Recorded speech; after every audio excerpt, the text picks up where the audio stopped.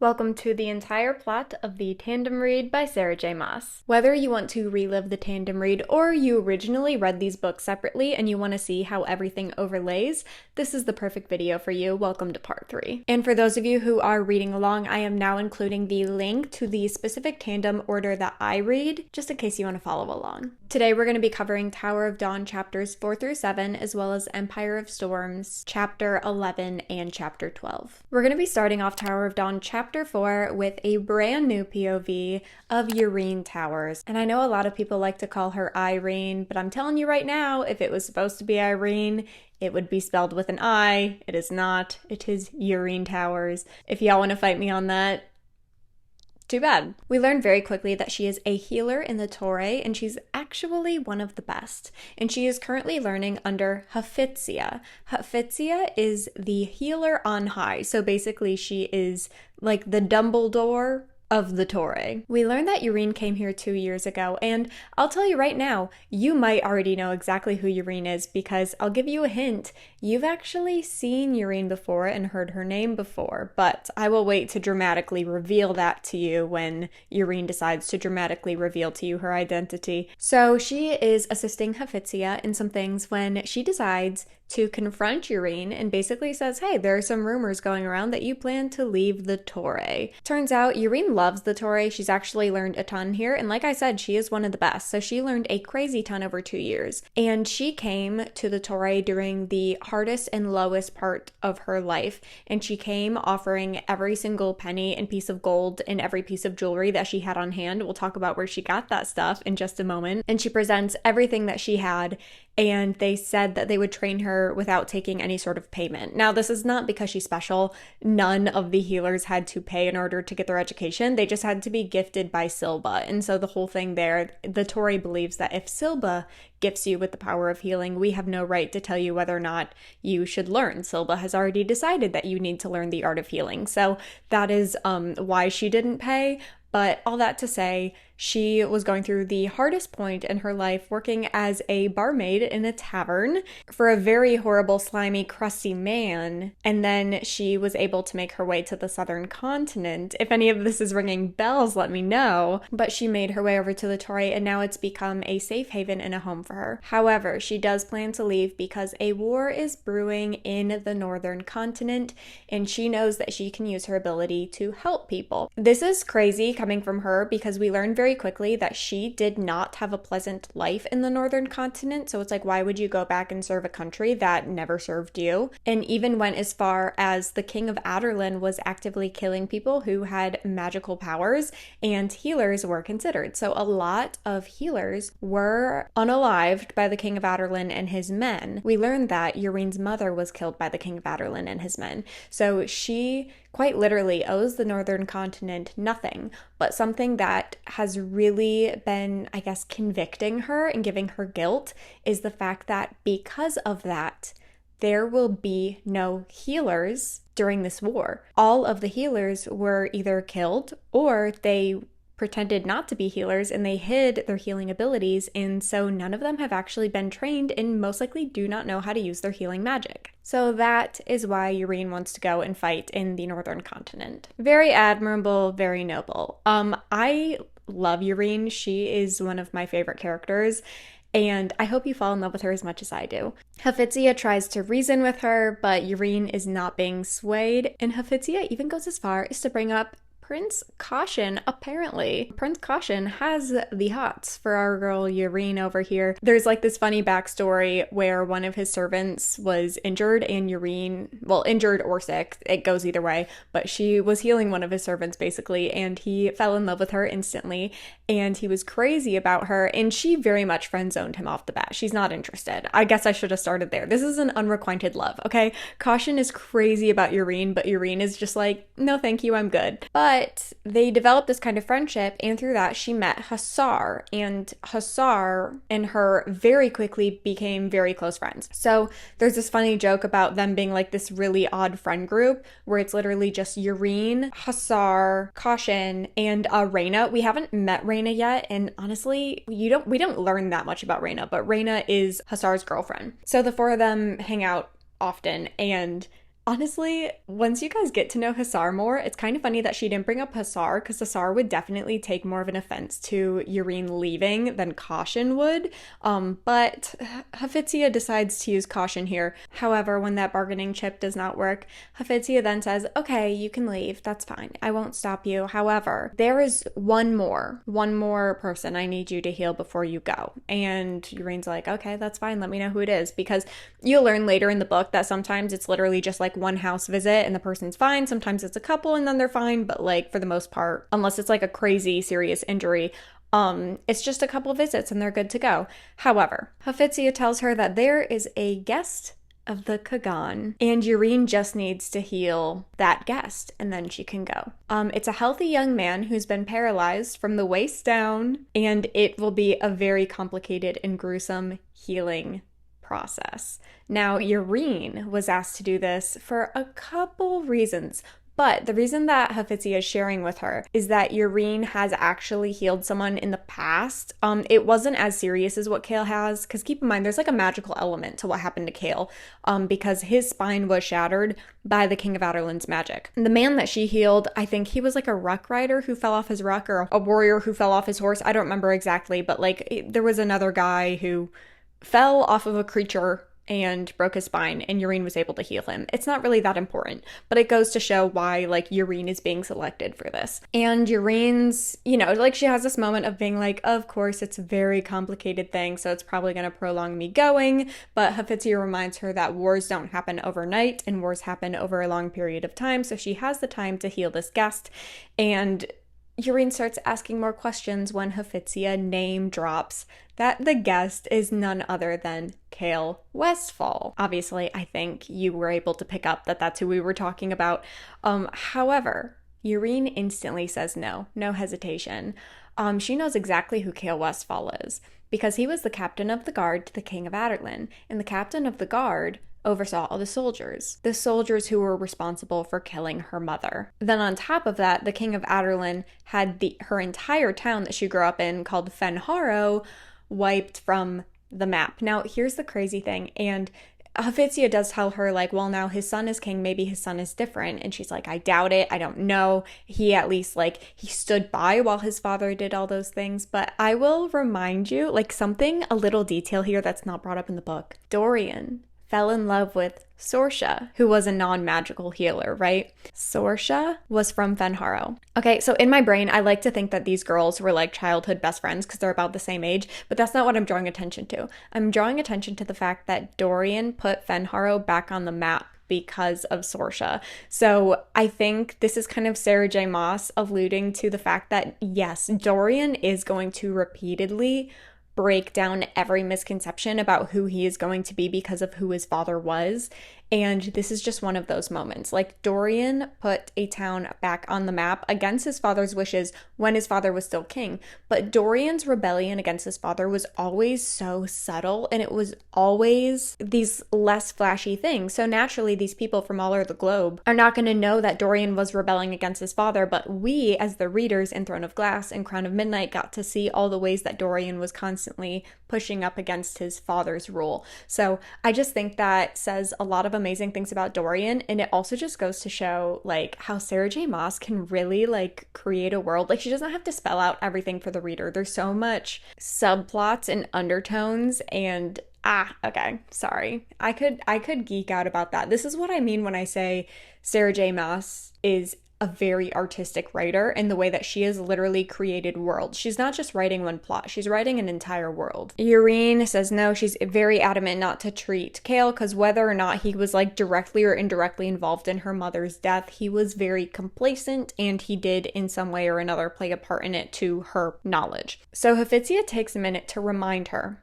about the oath she took as a healer. Now, if you know anything about I think there's a more official name for it, but it's like the do no harm vow that all, like, doctors and surgeons and nurses have to take. It's basically the concept of no matter who is on the table or who is in the bed or who is in the hospital, whatever, no matter who you're treating, no matter how you feel about them, or even no matter how horrible they are, you have to treat them and do good and do no harm. So when she became one of Silba's healers at the Torre, she also did have to make a vow of do no harm. It's funny that Hafizia feels the need to say this, but also not funny, because it goes to show, like, Yrene, who is such a sweet and tender and kind person, like, it's going to highlight how much she hates Chaol Westfall. And that's going to be very important, as you can guess, for the entire theme of this book. Anyway, so Yrene is angry and conflicted when Hafizia feels to just throw another nail into the coffin. Is that the saying? I don't, that didn't sound right. But I think you get the idea. She decides to throw another little tidbit of information in there to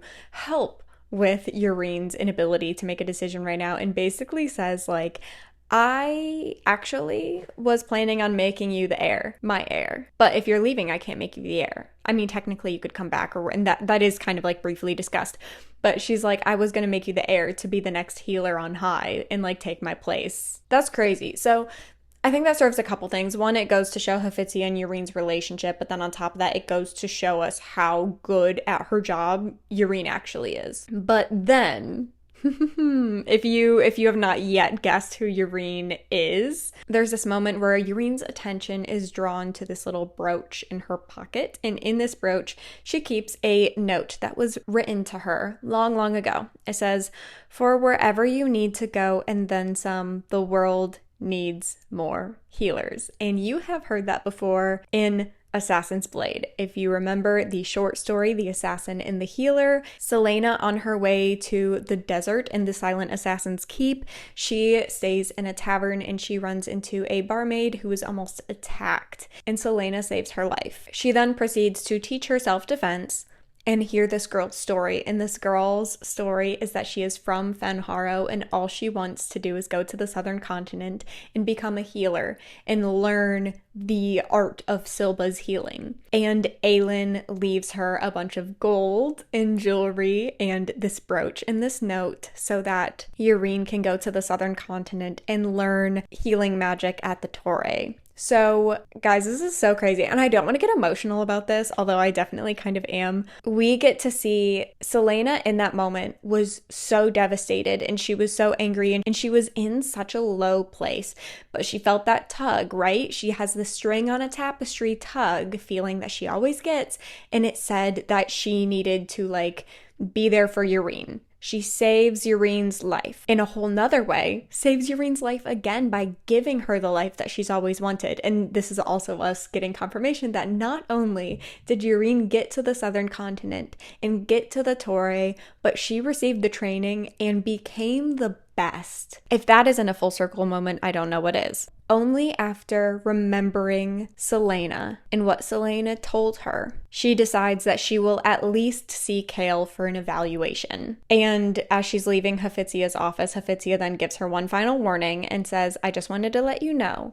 that Chaol's injury is not just a physical wound, it is a soul wound.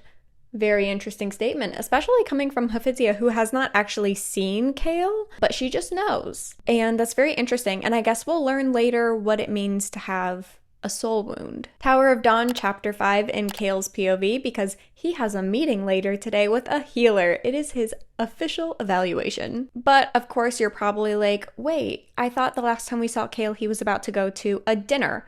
Yes, we don't actually get to see the dinner, but he does kind of talk about it briefly. What we do know is that Argoon was asking lots of questions about the King of Adarlan's actions. And remember, Chaol hates playing politics, but he unfortunately has to have all these like politically correct answers where he is talking about the atrocities that the King of Adarlan committed, but he wants to give off the fact that Dorian's not like that, and Dorian knows those things were wrong and he wouldn't do them, but he also can't really talk smack about his kingdom and its history either, because he's supposed to be encouraging these people to want to ally with them in a war. So it's kind of like this weird like dancing around the topic thing that he has to do. And then of course, because of Caution's warning, Chaol is looking around at all the 36 advisors. Okay, so this is a big dinner. Okay, so we have the whole Cognate family as well as all 36 advisors. And sure enough, he's looking for those Blackstone rings after Caution's warning that he thinks there might be a spy of Erewhon's in the southern continent, but he doesn't see anything. What he does see, however, is Nesryn being present in body only. She is still kind of in shock by the time this dinner rolls around. She's not really talking, she's not really making eye contact with anyone, and she's hardly eating anything. And I'll remind you, she still has no news about her family, so this is all pretty understandable. After all bajillion courses, and that's something that like repeatedly comes up every single time we're at one of these dinners, and mind you, there are a lot of these dinners, okay? So prepare yourself. There's multiple courses in these dinners, like they always last hours. So they finally finish like whatever number dessert they were on, and they can all be dismissed. And Chaol is like wheelchairing Nesryn back to her room. And he just asks her like, hey, do you want some company? Like he's just looking out for her. And then she slams the door in his face without saying a word. So that kind of goes to show where they are at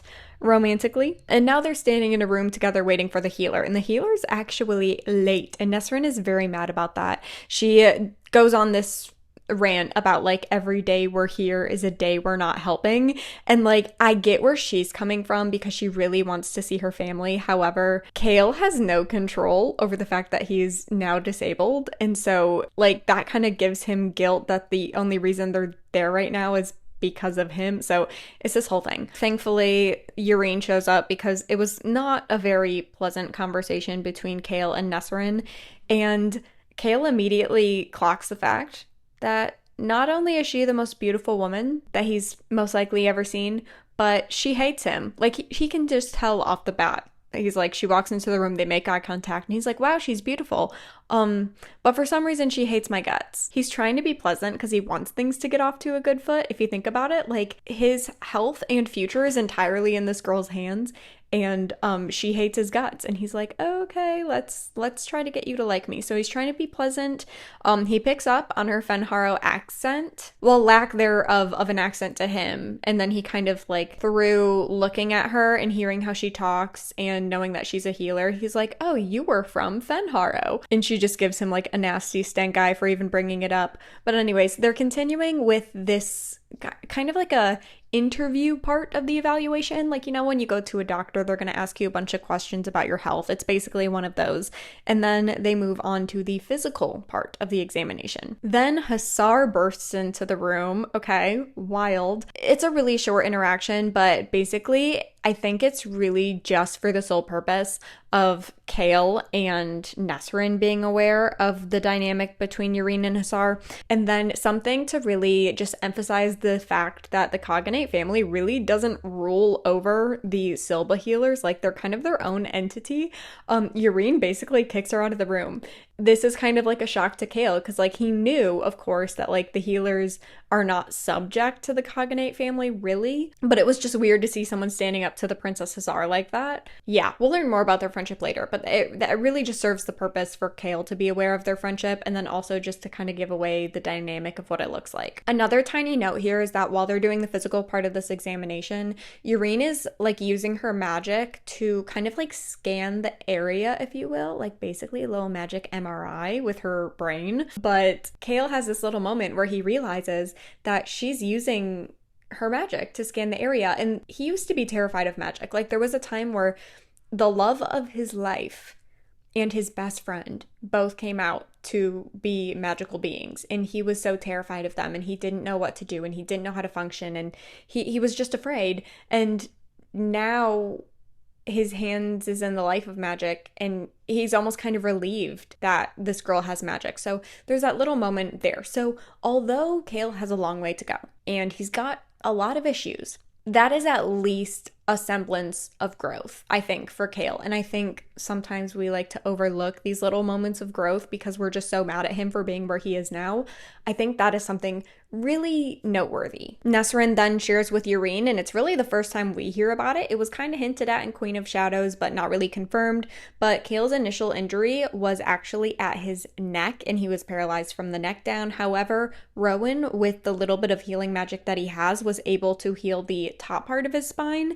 However, the worst blow was to his lower back, which is why he's paralyzed from the waist down. So they're gathering all this information. She's looking at the injury and then basically just says, like, okay, I need to speak to the healer on high, Hafizia, and you'll hear back from me soon. And once she leaves, Chaol kind of puts two and two and two and two together, and he basically realizes, like, okay, she is from Fenharo. She is a healer. I know what happened to the healers and what happened to Fenharo. She's not coming back. Like, he knows in that moment he's not going to get healed. Tower of Dawn, chapter 6. This is going to be in Yrene's POV after she leaves Chaol's rooms. She is mortified by how bad her bedside manner was. She's usually praised for being really kind and very sweet to all the people she's treating, but she just could not find it in herself to be nice to Chaol because she just genuinely does not understand how she can treat him. Like, she knows she can. Like, after looking at his injury, she's like, all right, like, it's gonna be hard, it's not gonna be easy, but I can definitely treat him. However, do I actually want to? Like, do I actually have the heart to do this? So she goes all the way back to the Torre to meet with Hafizia to kind of talk about everything that she learned and how she feels about treating Chaol. And while she's waiting in Hafizia's office, she makes this tiny little side comment to the reader, and it's such a small thing. It's literally like 2 sentences, but I really want you to like put a pin in this information, okay? And then we're gonna not revisit this for a hot minute, but I'm just begging you to remember it. She basically says that there are owls all over Hafizia's office because the owl, the bird owl, is a symbol of Silba. It's Silba's symbol. Wow, say that 5 times fast. It's Silba's symbol. Anywho, so she goes and she tells Hafizia exactly that. She's like, I can treat it, technically, but can I actually treat Chaol himself? Hafizia then mentioned, she's like, well, did you notice that the captain of the guard is not only a woman, she's from the southern continent, so she's a woman and a foreigner. Do you really think that Dorian would let that happen if Dorian wasn't a different kind of king? And it's not enough to change Yrene's mind entirely because she also is like, well, Dorian's not Chaol and Chaol's not Dorian, but Chaol is the hand of the king to Dorian and Dorian's a different person. Like maybe there's something I'm not thinking about here, or maybe Chaol didn't play as big of a part as I thought. So although she still hates his guts, and she's still very wary about doing this and still looking at him reminds her of her mother's brutal murder, she does decide, however, that she's going to at least try. Now let's jump to Chaol and Nesryn's POV because Chaol is begging her to see her aunt and uncle. She has been, here's the thing, I say she's being insufferable. She has every right to be, okay? She doesn't know if her family is dead or alive. So she has every right to be as on edge as she is. I'm not saying that to say that she's being a horrible person. But Chaol is just like, okay, every time we talk to each other, we fight, and it's because you're on edge and you want to know how your family's doing. So just go visit your family. Like, you have an aunt and uncle in town. We've been here like over 24 hours at this point, or 48 hours, whatever. He's like, you need to go see your family. So Nesryn doesn't like the idea of leaving his side, but she's like, okay, fine, I'll go. So Nesryn leaves, and before she does, she promises Chaol that she will be back by dinner time. You'd be surprised how important that is later. So she's making her way to the front gates when she runs into the handsome heir, or one of the potential heirs, Sartok. Sartok offers to walk her all the way to the gates because I guess it's a long path, and she cannot resist this man. And she's like, okay, fine, I guess you can walk me to the gate. So while they're walking together to this gate, he asks about how the evaluation went, and Nesryn says, great, yeah, he's being seen by a healer named Yrene. Have you heard of her? And Sartok just lets out this laugh, and he's like, yeah, not only do we call her the Golden Lady, but my little brother Caution, he's very much in love with Yrene. And he also tells her that Yrene is the best one for the job. Also reiterates the story to her that we've already heard, that Yrene has healed someone who's been paralyzed before due to an injury. So he's like, yeah, she's your best bet. She's one of the best ones in the Torre. Nesryn then changes topics and she asks him what it's like to be a ruck rider. A lot of the cool, fun stories and tales that her father growing up had to do with rucks and ruck riders, and who better to hear these stories from than the mouth of one of the most famous modern day ruck riders. So she's asking him lots of questions, and they finally get to the gate, and he just tells her, he's like, hey, if you're ever interested, I would love to take you on a ride on my ruck. And she basically is just like, okay, yeah, I'll have to take you up on that. So then they go their separate ways, and we're actually now going to jump back to the book Empire of Storms, and we're going to be kicking things off with chapter 11 and see what Manon Blackbeak is up to. Because if you remember, the last time we saw her, she killed 5 witches and helped Dorian escape. Also, major apology, okay? I'm so sorry. I said in, I think, episode 2, the last episode, that she killed Iskra and 4 other witches. I don't know why that was in my notes, and I don't know why I read that off my notes and didn't clock that it was totally wrong, because I've read these books multiple times.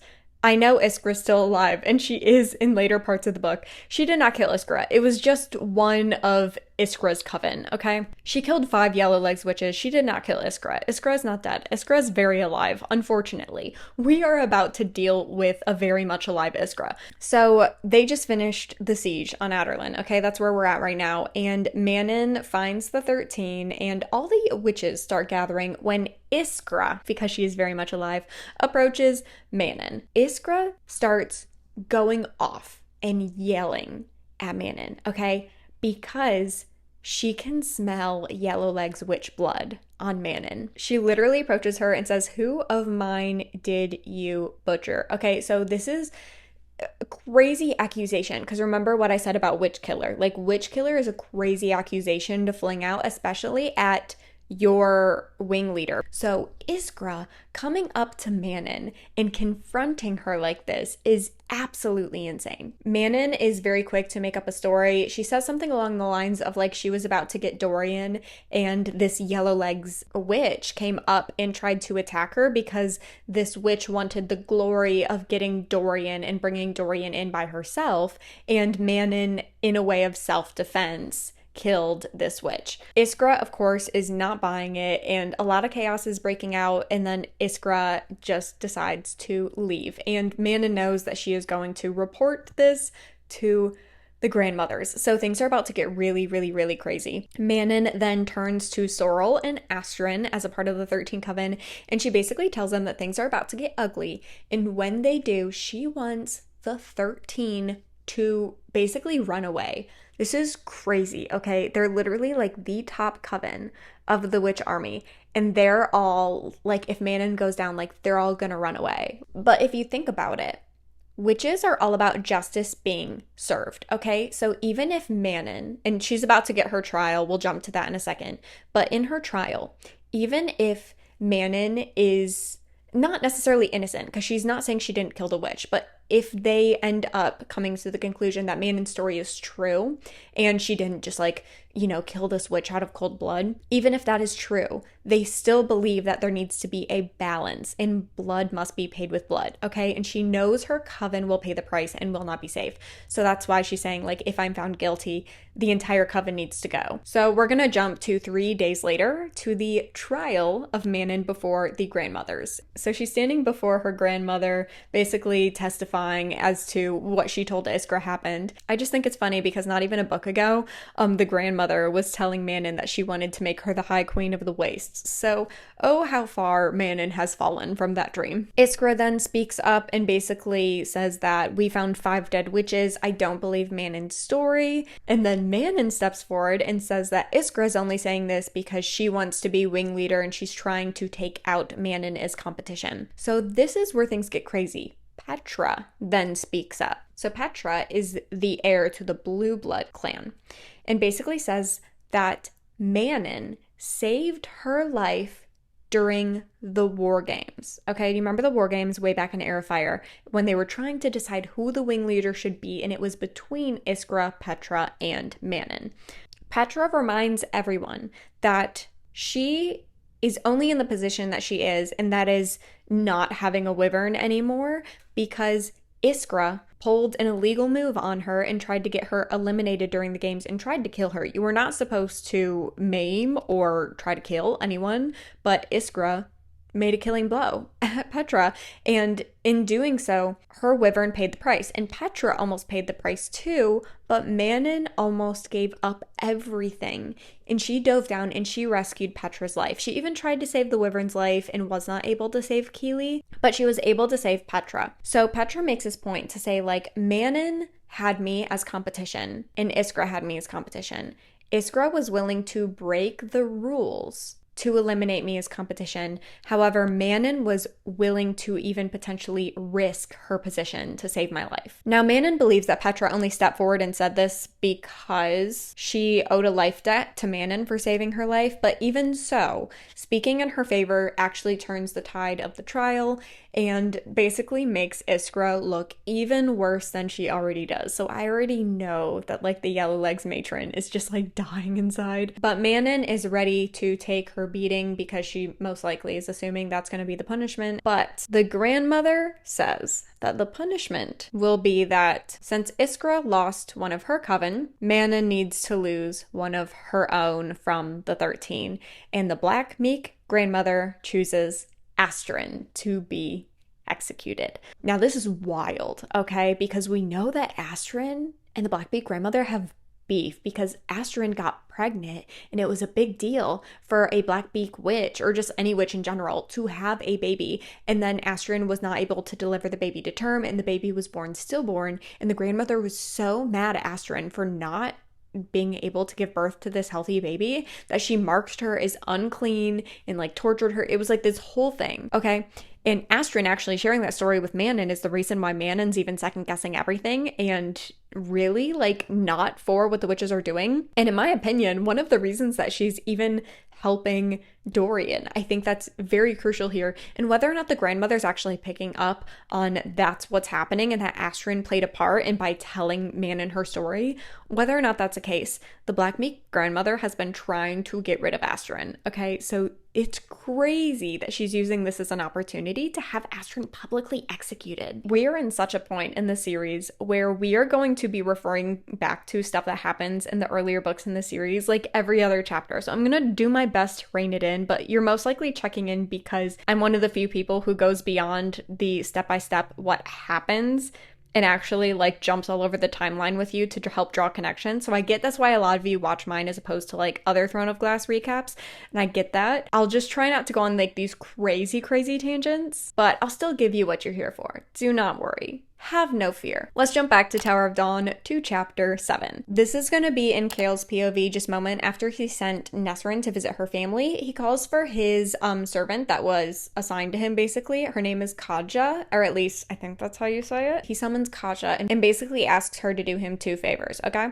1, go to the docks and bring back any information you can find out about the attacks on Aelin. And 2, Sarah J. Maas actually doesn't tell us what the second one is until much later, so we're actually just going to move on. After Chaol sends off Kaja and Nesryn is well on her way, he starts heading to Argun's chambers because if anyone's going to know anything about what happened in Aelin, it is going to be Argun. So he gets to Argun's chambers, and I'll just tell you right now, instead of like really relaying this to you, Argun is a total narcissist. Like, I am self-diagnosing Argun as a narcissist because it's so sick. Like, he loves the fact that Chaol is in a wheelchair, and he loves the fact that Chaol is so insecure about his newfound disability, and like he's constantly rubbing that in his face and dangling his power in front of him to be like having extra good posture and walking circles around him and encouraging his servants to like push his wheelchair out of the room. Like, it's this whole thing, and it's so slimy crusty, and I hate it. Chaol decides to put aside his pride and basically say, hi, please just tell me what you know about what's happening in Aelin.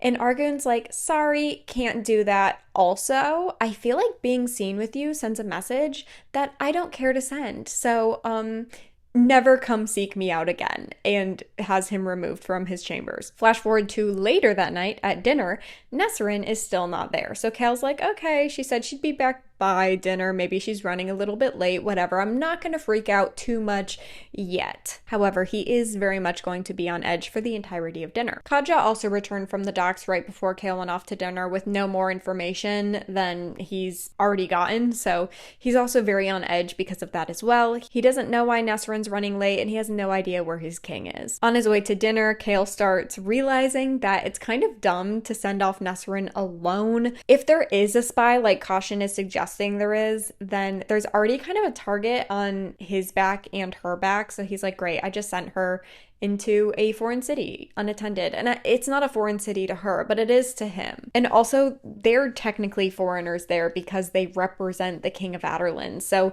even though Nesryn is from the southern continent, the fact that she is the captain of the guard to the King of Aelin puts her a little bit at risk. So they're halfway through the meal when someone walks in, and he gets really excited thinking it's Nesryn finally showing up, but it's actually Yrene. So he sees caution light up immediately when Yrene comes in, and Yrene totally ignores caution and actually goes to sit with Hussar. Because of Yrene's arrival, topics then turn to healing and what that's like, and Chaol really doesn't like talking about his injuries because keep in mind, like, he's still very insecure. He's very much like lost his identity, and this family just is very casually discussing it. And he's also in this really weird position where he's supposed to be representing Dorian here, and when they talk about his injury, he feels kind of weak. So he's like, I need to be presenting myself as a potential strong and powerful ally, but instead they're just seeing me as like this weak guy in a wheelchair. So I don't like that. But unfortunately, the Coggan family talks about whatever they want, so he has to just sit back and take it and let them talk about it like he's not there. There's also this really weird, awkward, kind of funny and cringy moment where Caution starts to get really possessive of Yrene, and he starts just like randomly dropping all the information he knows about Yrene to Chaol, like in front of everyone, in a way that Chaol is like, okay, he's trying to communicate to me. He knows a lot about Yrene. He has a friendship and your relationship with Yrene, and he's like, okay, dude, like, I'm picking up what you're putting down, like, don't worry about it. Like, it's just kind of this weird thing where like Caution's being like really possessive of Yrene, but Chaol already picked up very quickly that Yrene is not giving any of it back to Caution. Like, if anything, she's like pretending like he doesn't exist right now.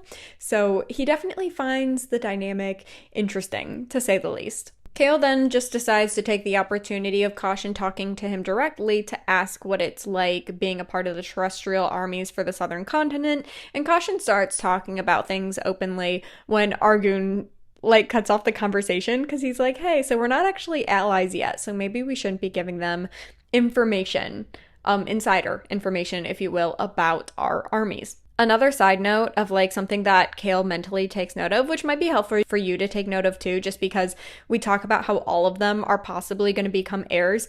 In this moment, we rule out Caution as a consideration for heir, mostly because Chaol notices that certain potential heirs do demand respect even from their own sibling, and unfortunately, Caution just seems to be one of the ones that's taken for granted, okay? He's just there. He's just vibing. He's just living his life. He is chasing after Yrene, he's riding horses and training to be a soldier, and that's it. Like, that's his job. This Ken's job is obsessing over Yrene and riding horses, okay? And he's fine with that. But Chaol notices that. So if this is like for you, your first time reading, and you kind of want to pick up on who you think the heir is going to be, this is just like Sarah J. Maas's way of giving you one less person to have to consider. Caution is out. So after Argun shuts down that conversation, they start talking about other things that have nothing to do with Chaol, and the lack of conversation makes him start worrying about Nesryn again. Now remember what I said earlier about these dinners taking hours. They're officially coming on the dessert course, and Nesryn is still not back, so he's starting to really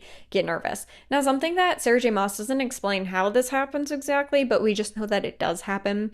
Yrene and Chaol have like this really intense conversation, a very detailed conversation, if you will, just using their eyes. They don't talk at all, but somehow they both communicate this to each other perfectly. But Yrene picks up on the fact that Chaol is nervous that Nesryn is gone and not back. And Yrene, with her eyes, maybe they're blinking in Morse code, I don't know, but she communicates to Chaol, hey, don't let them know how anxious you are about Nesryn not being here, because that will be used against you. So he's trying to act super chill and not like he's terrified.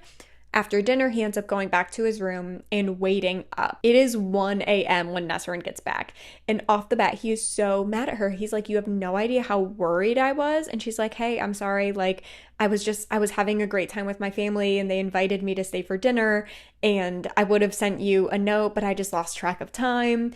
And he's like so mad at her. And she's like, well, my family's alive, if you care. since you're so determined to be mad at me right now, my father sent my uncle a letter and he said they're fine. They got out and they're in hiding, but they're fine. They survived. And he's happy for her, but she's annoyed with him for being annoyed at her. So she just slams the door again and goes back into her room. Lots of door slamming going on between these two, okay?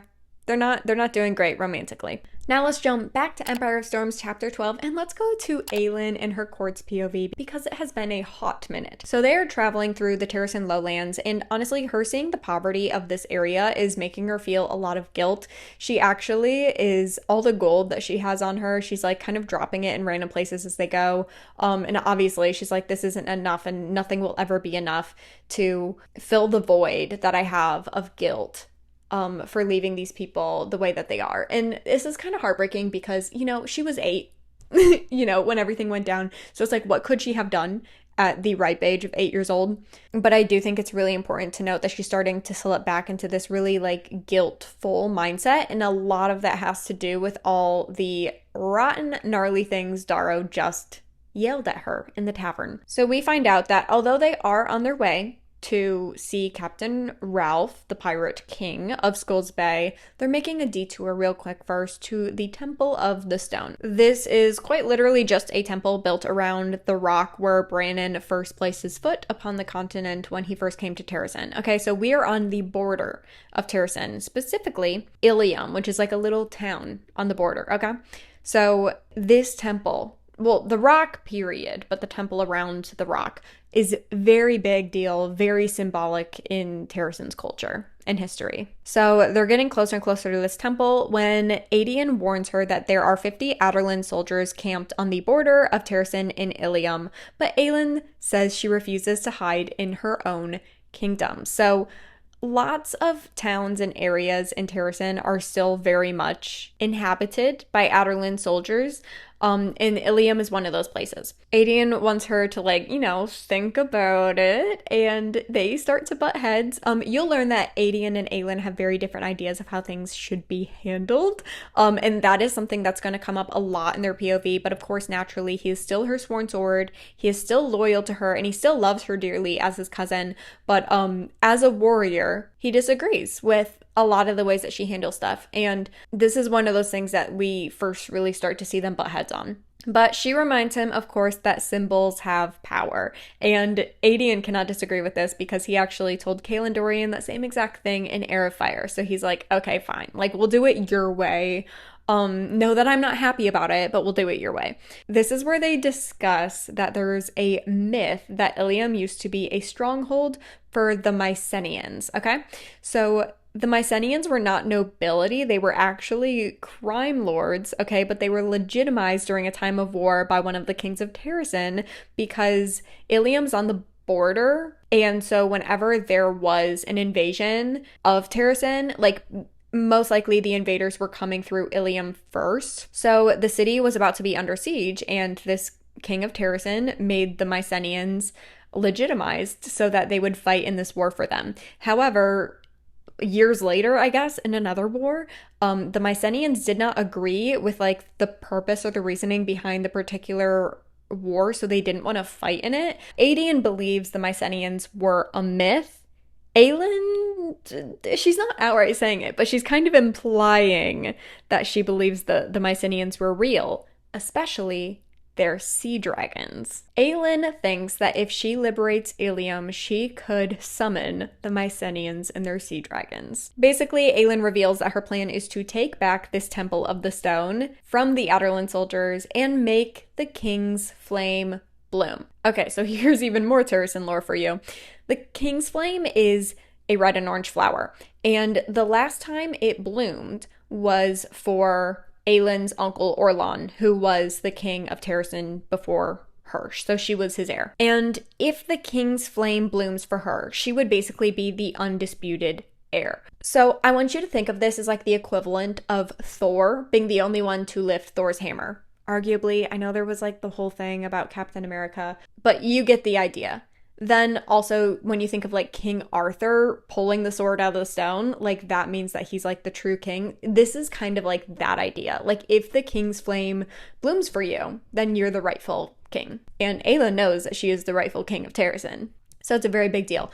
Then we also learned that Darrow actually took her Uncle Orlan's flame because her Uncle Orlan left it on his desk in the castle, and Darrow was actually able to grab it during the siege and take it with him when he escaped. Oh, how the loss or reclaiming of one could shatter or rally an army or a people. So that is exactly what Aelin plans to do. And we officially have our first side quest for Aelin and her court.